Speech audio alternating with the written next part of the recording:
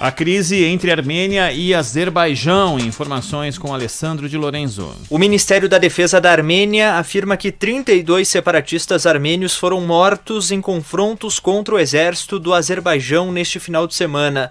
Os combates na região de Nagorno-Karabakh continuam nesta segunda-feira, com o envio de artilharia pesada por ambos os lados. O governo da Armênia pediu ajuda da comunidade internacional e disse que o Azerbaijão declarou guerra contra o país. Os azeres, por sua vez, acusam as forças armênias de bombardear a cidade de Terter. O conflito teve início nos anos 1980, quando a população do território de Nagorno-Karabakh, de maioria armênia, pediu para deixar de fazer parte do Azerbaijão. Apesar de inúmeras tentativas de negociação, os países disputam o controle da região até hoje. A região do Cáucaso nunca esteve com uma disputa tão intensa e nesse domingo a coisa ficou muito perigosa para a população que circula por ali diante desse conflito entre Armênia e Azerbaijão. Zaidan.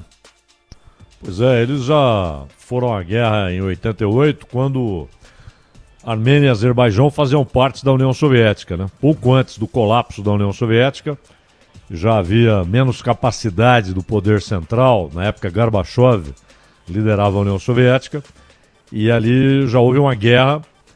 Outros confrontos aconteceram, menores do que aquele de 88, aí já depois do fim da União Soviética, e portanto Azerbaijão e Armênia já como países independentes. E Moscou muitas vezes foi o mediador, né? O Kremlin foi o mediador muitas vezes para evitar a extensão do conflito. E agora reaparece o confronto porque, na verdade, não começou no século passado, começou no século XIX.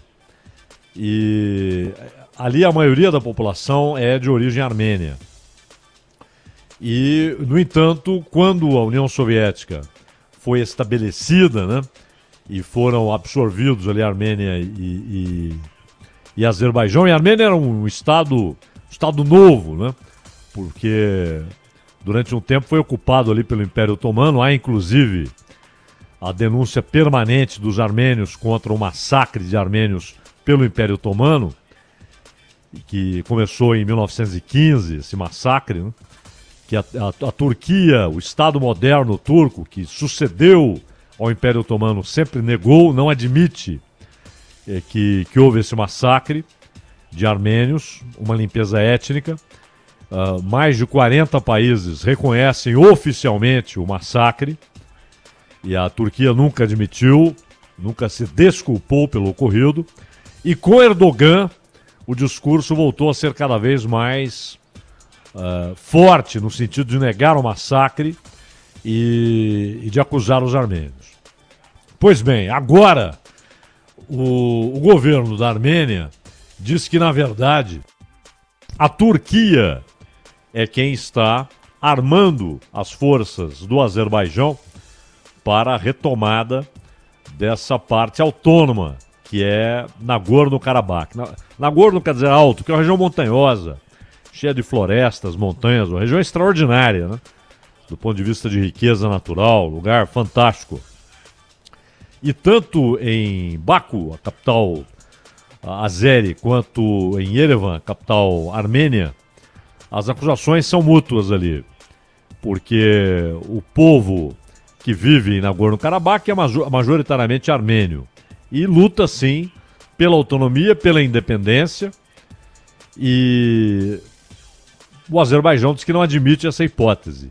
E a Turquia está dizendo agora que os armênios devem se retirar de lá. A Turquia claramente está envolvida no conflito, nega que esteja armando as forças azeres, mas tudo indica que sim, que é uma ação militar turca, inclusive com deslocamentos de soldados turcos que estavam no norte da Síria para apoiarem a posição do Azerbaijão. Mas aí, Ronald, entra o elemento central nessa história, que é a Rússia. Então, vale lembrar, Armênia e Azerbaijão faziam parte da União Soviética, estavam sob o domínio de Moscou. Mesmo depois da independência, do colapso da União Soviética, a Rússia foi fundamental para evitar um agravamento das tensões e novos confrontos militares. E é claro que o Erdogan não ia se meter a apoiar militarmente a ação de um deles, no caso o Azerbaijão, sem o aval da Rússia. Por outro lado, é difícil imaginar que Putin quer uma conflagração geral, já que o que ele mais deseja é paz ali na sua fronteira. A Armênia tem a fronteira com a Turquia, ela tem a fronteira com o Azerbaijão, a fronteira com o Irã e a fronteira com a Rússia. E o governo da Armênia diz que, inclusive, há um elemento religioso nessa motivação da Turquia para interferir no assunto, porque a maioria dos azeres é muçulmana, a maioria dos armênios é cristã. E todo mundo sabe que o Erdogan muitas vezes toma decisões em políticas internacionais, em relações internacionais, movido pelo interesse religioso, a defesa do Islã.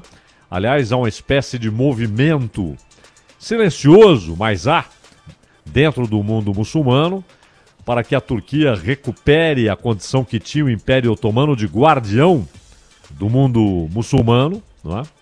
E há inclusive ali uma disputa entre Turquia e Arábia Saudita nesse sentido. A Arábia Saudita até por razões históricas, né? Por abrigar Meca e Medina, as duas cidades históricas da vida de Mohammed, né? O profeta, Maomé, profeta do Islã.